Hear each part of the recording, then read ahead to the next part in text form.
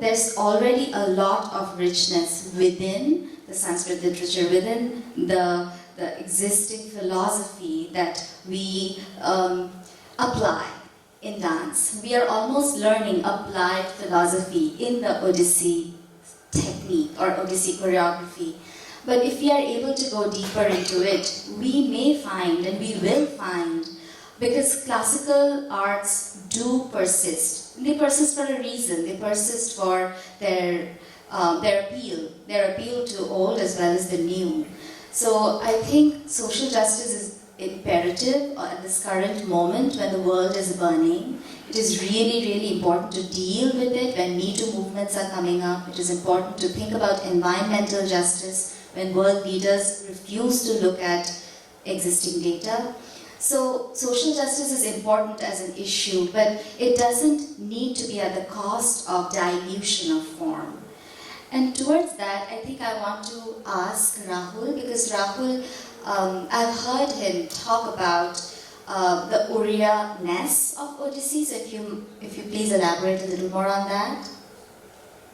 Thank you, Kaustavi. I think we should open this discussion, Kedar bhai. One thing I have observed upon my tours abroad, or like even within the country, dancers are trying to make Odissi a global language. And unfortunately what is happening is the Odiya-ness is getting lost. We are uprooting Odissi from the land of its origin. In the sense, we are stripping it off its Odissi, of its Odiya-ness. For instance, there's a Malaysian version of Odissi. I'm like, well, this does not look like the grammar that was taught to us. And I was told I would not drop names. I was told you're very Apollonian. But everything is not pretty. I understand, but there is no Malaysian Odissi. There is no Bengali Odissi. The word Odissi itself means that it belongs to Orissa. And the other thing is that Odissi dance, I understand, is a global language, but what confuses me is we are trying to make Odissi a global language. How? It is not a global language at all. It's a regional style of dance. When Bharata wrote the Natya Shastra, he assigned the Desi styles as Dakshinanatya, Odramagadhi, Avanti and Panchali. He could have said, no, all the styles are the same because dance is one language. Dance is one global language. So we are exploring so many things. Unfortunately, our gurus were not fools.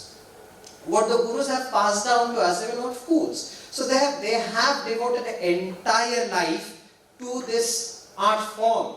In fact, digested it so much, not only made it a language of their own, but showed us the way to understand sadhana. We are not working out as dancers, we are not here for body fitness. One thing I've noticed, like, there's a lot of wonderful, amazing awareness of the body within the dance form now, body conditioning, this, that. We are approaching the dance form from a very alien or a non-Indian point of view, in the sense, when you learn modern dance, for instance, they teach you anatomy, physiology. But when we start dancing, we pray.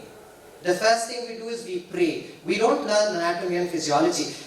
And even then, even if I bring in the topic of anatomy and physiology in dance, this is something we are not aware, but has been very well treated within our dance form. For instance, Sangeeta Ratnakara. Amongst the 8 chapters of the Sangeeta Ratnakara, Sarangadeva devotes first 7 chapters to just anatomy and physiology. He talks about Pindotpatti, life, creation. First 7 chapters, only the last chapter is dedicated to dancing music, dedicated to performing arts. Other thing is that there's a major confusion that comes in with the word classical. We are trying to colonize the styles of performing art forms of India. Shastri, my guru Pandit Mishra is sitting, he always tells me, Shastriya, that's the word.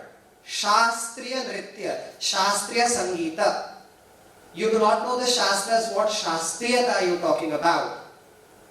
We're not talking about classical. I don't know what that word means, because I think that's something that is, there is no, I mean, it's a very relative term. There's a very specific point of time that a time period was assigned to a certain amount of literature, a certain amount of styles, and then we start the word classical from there.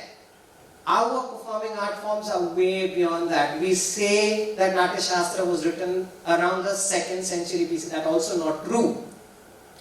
In the Sanskrit world, it is believed that Natya Shastra was probably composed between the 6th and the 5th century BC, and the first extant manuscript was discovered around 2nd century BC. So all these things are pretty confusing, and I think we're not going too deep. We're trying to make it very superficial. So that's what I personally feel. Just to respond to what both you and Kedar are saying, because I feel like I'm taking a moderate point of view. I absolutely agree with you that Odissi is being stripped of its Odianess. And this is for me to say someone like that, I find myself fairly progressive. But as someone who travels a lot, and like you've seen it. And I think part of it is also just the commodification of the dance form. Art is not, Odissi, unfortunately, has become a product. You come to Odisha to learn dance, and outside of that one item that you're getting, how much cultural education are you actually getting? The parampara system is practically non-existent in the dance form because, and especially this last time when I went abroad, I didn't like that people were dictating to me how my form should be taught. Now, when you decide, I understand that, particularly being in a very unique position, I have, I think, the capacity to balance and be sensitized to both viewpoints. And as someone in India, I do think it's important for us to have a global perspective. So understand where Odissi sits in a national and international perspective, historical and whatnot. But also as a person who's coming from outside of Odisha and outside of India, it's very important for you to have that understanding, humility, and knowledge when you're about to take upon an art form from a different culture in a different cultural context. I feel like what's missing now is context. So when you're going abroad, if you're going and teaching in New York, which all of us have done at some point, in that 3 or 4 day workshop, how much Odisha, how much knowledge about Odisha are your students actually getting? They're coming, they're getting their conditioning, they're getting their training, they're going to learn a dance. Maybe you'll have a little bit of scope to give them some information. But what cultural knowledge are they actually getting from the dance form? And so I think, and this also goes to what you're saying about creators and why aren't people choreographing, I think we have to revisit how dance is taught. Go back, take it back to the classrooms in Odisha. How are we teaching not just our local students, but also our students that are coming abroad? Why is it if someone is coming from abroad, we have this thing that, okay, I have to teach them a dance in 5 days because they're coming here, they only have this much time. I mean, we have to decommodify the art form. We have to give them art. We have to create artists, not postmen. And I feel that's what's happening right now. We have dancers who know a lot of dances, but how many of the dancers can actually articulate what their dance is? What does it mean? What is Odissi? What is Odisha? Why do we sit in Choka? What is Trivangi? How many dancers who come here can actually do that? And we have to sort of focus on ourselves as well as dancers. What is our capacity? Where are we falling short? And I think we really have to review our training process. It starts in pedagogy. Indeed, I understand what you're trying to say. I think what I personally feel is, because when I talk about myself and my opinions are very personalized, I don't compromise. My students are right here with me. I tell them, I will not come to you to learn, to teach you. You have to come here to Bhubaneswar, live the life of dance. For me, my journey of dance is not, I don't call myself an artist. It's a journey of self-discovery. It's a journey that I've undertaken with the goal of self-realization in mind. So my dance is not confined to 2 hours of practice every day and a couple of items and then pass it on to the next generation.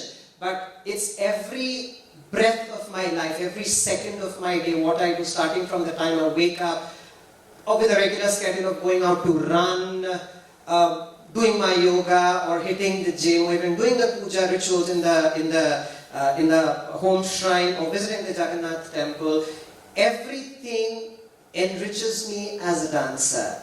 So a lot of it comes through observation, like Bharata would put it in the Natya Shastra, has put it in the Natya Shastra, Loka Vrittanusaranam.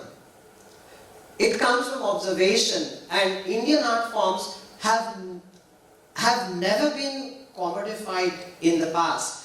We are actually trying to restrict it and make blue dot parcels and pass it on to the next generation.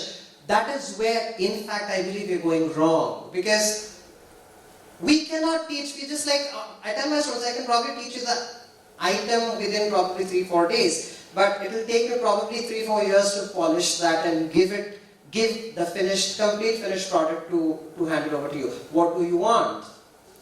Now, that also is a responsibility for us teachers, what we are looking for. Is it business for us, or is it what we are trying to pass it on to the next generation with the proper ethics?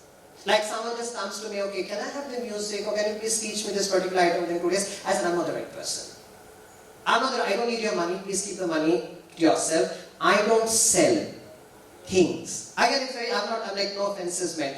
I will not pass it on to the next generation. I tell my students also, come to me, you have a certain item that you want to dance, unless I see it, I give you a certificate that, okay, you are to a certain level where you can climb onto the stage, then I will let you perform it. Otherwise, we will never have the music. So again, it's being very personalized. I think that commodification is not general, but is very individual. How we have to approach it individually, how we approach it individually. That's, Rahul, when you talk about that individual, that's the individual brand actually. That's the individual brand of Rahul Acharya. How he is going to project his art, or how he is going to project his. You cannot say it's a commodity, but that's the way that, and you cannot part, or you cannot just separate the commodification process also. It's a part of the whole game. That's why Kavyam Yasase Artham Bide Vyavahara Krite. So you practice art for money, for fame, and so how far, we always say that, okay, it's spiritual, it's prayer, that's one part of the game. But the other game is that it's a mundane dance form. You have to teach it. There is a process. If I may just interrupt, if I may just give a global perspective and respecting panelists' viewpoints here. So there is a divide between the sacred and the secular in the West, where I'm practicing my profession in academia. So it simply means that art is a part of the secular, where you don't necessarily have cultural connotations, or you don't necessarily have religious connotations, or spiritual connotations. It becomes a secular, where it becomes very anatomical, very physiological. And so to impart something like Odissi, stripped of its spirituality, stripped of its land, stripped of its culture, becomes really unethical for someone like me. And I want to hear Ratna Didi's ways, how she navigated that for so many years. But for me, I have had my students leave my class and complain about me, saying that I'm imparting religious education in the garb of dance. So one has to be very careful, but also it is my profession. It is my profession which feeds mouths, right? So I have to be true to that as well. So there is an economic side to it, there is a secular side to it that Kedarji is pointing out, and there's definitely an ethical, more spiritual side to it. In answer to that, I was really advantaged by being at Everett State College, and I was hired as what is called a wildcard position, which means they wanted me, and I had the choice to do what I wanted. Right? My PhD is in American literature. All right? I was one of the first people to write a dissertation on African Americans. But every time I went for a job, I had to compete against an African American, and I withdrew my application. I could not compete against an African American with a master's when I had a PhD. right? So I turned around and I said, okay, what's mine? My mother grew up in Odisha. Odissi dance is mine, right? And so my mother's family still lives in Odisha. So I said, okay, that's the route I'm going to go. And when I went to the Evergreen State College wanted me because I had received 3 Fulbrights at that time, including fourth. I was very, very fortunate. In 1985, I received a research Fulbright on dance. 8 were given in the country of the US, and I was given 1, which is very unusual. And you learn to practice dance, but not the highest Fulbright. So I just used that. And I said, I'm going to be in the dance department. So my lecture, then the dean said, you know, you might not get hired. So I stood there and I said, do you want me to talk about dead white man that colonized my body, or a brown woman that fought against the colonization? Who are you hiring? They said the latter. I said, then I'm never going to wear Western clothes. I've never worn Western clothes. And I wear some more suits because it's hard to dance, I'm sorry. And then started the program. And I'm a fighter. I mean, if they had said, go away, I would have gone somewhere and become the head of the African American Studies Department, right? Because at this point, you know, that was my situation. But it's not true in your case. You're still struggling for... With me, the second clause I put out there, I was head of the Department of English in another college. I said, I will not come unless you pay me this much, and full tenure, or you don't get me. And they gave me full tenure day 1, the pay I asked for, and to teach Odissi dance. But, you know, one of the things, you know, how did I learn that? I learned that from my Guruji. You realize Guru Pankaj Das was really put down by everybody. He was put down, said lower caste, this, that. He was always struggling with that, which Guru Dev Prasad Das and Guru Kelucharan Mohapatra did not have. And that has, you know, why did I do black literature? Or African American, it's the same thing. It's his style, his philosophy, and I owe it to my Guru that I was able to confront everything. That's all I can say. It's a long history, so more said. Kedar, can I just say something? Just let me just clarify 1 or 2 points of view also. Actually, when you talk about Odianess, what is that actually? That has to be discussed a little bit more actually. When Ratna was talking about Pankaj's background, none of our gurus, they were coming from really from a very advantageous class or caste background. Pankaj Babu, Kelu Babu, Dev Babu, all major gurus actually, except Kalicharan Patnaik, who was coming from a very high profile background. But the rest of the gurus, they were coming from very humble and sometimes very subaltern background actually. And that is the real Odianess. And when you talk about Odissi, it's not all about a particular area actually. And Odissi means, and Odianess is what Deprasad Das defined in his Nrityanusarani. It's the Desi Odianess, that it's Diya, it's not Utplavan.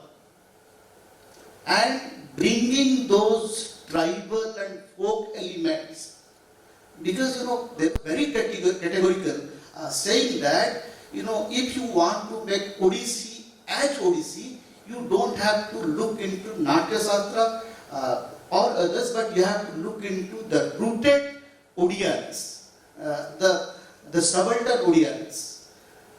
So that's why when he talks about this Utplavana part, Gomhandia and other things he is.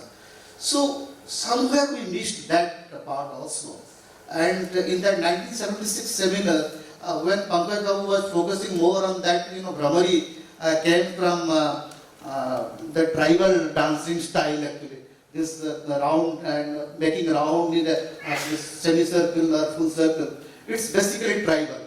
So there was a big debate whether it's tribal or it's coming from the quoted Shastras. So that's why when we talk about Odiyaness, I always believe that Odiyaness is taking the whole Odisha actually. The tribal Odisha, the folk part of Odisha, and even the language. When you talk about language, Odisha is, every language is global. We have a very, very peculiar notion that English is global, but Odia is not. But every language, every dance form, every art form is global. Actually, we never say that, I am talking to this or that. I am talking to humanity actually. In a particular area, this language grew up. So this is a regional variety of a global art form. That's it. Yeah, and that's creating a sense of inferiority by saying that Odia is not a global language or Bengali is not a global language. Actually, we are languages. We are language. We are an independent global language, but we have certain limitations. It is our geographical boundaries. So geographical boundary is not a limitation. It's simply okay. Within that geographical confinement, we created certain global gestures. When we talk about mudras, that's it's global. Every time it's global, and this global and local, there is no fight at all.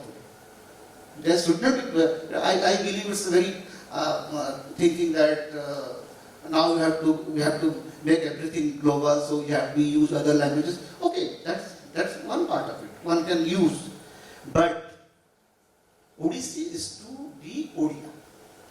Odissi is to be Odia. There is no quarrel in that. That the way you express yourself, many times what Kunku Mahandi said, that the Kelucharan created many of his postures and choreographies looking at Guruma.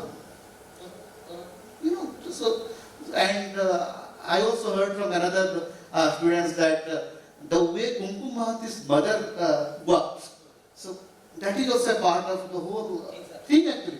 And nowadays, those things are missing slowly. That Radha is going to the pond and you are completely unknown how Radha works or how that girl of a village was working. Now everything has become same actually. This Bollywoodization of Indian culture. It's not Odia or Bengali or Tamil. It's complete that commodification, that one dominating culture is Bollywood. And unfortunately, many of our choreographers, they are looking Bollywood as the source of inspiration for their classical choreography. That's a problem.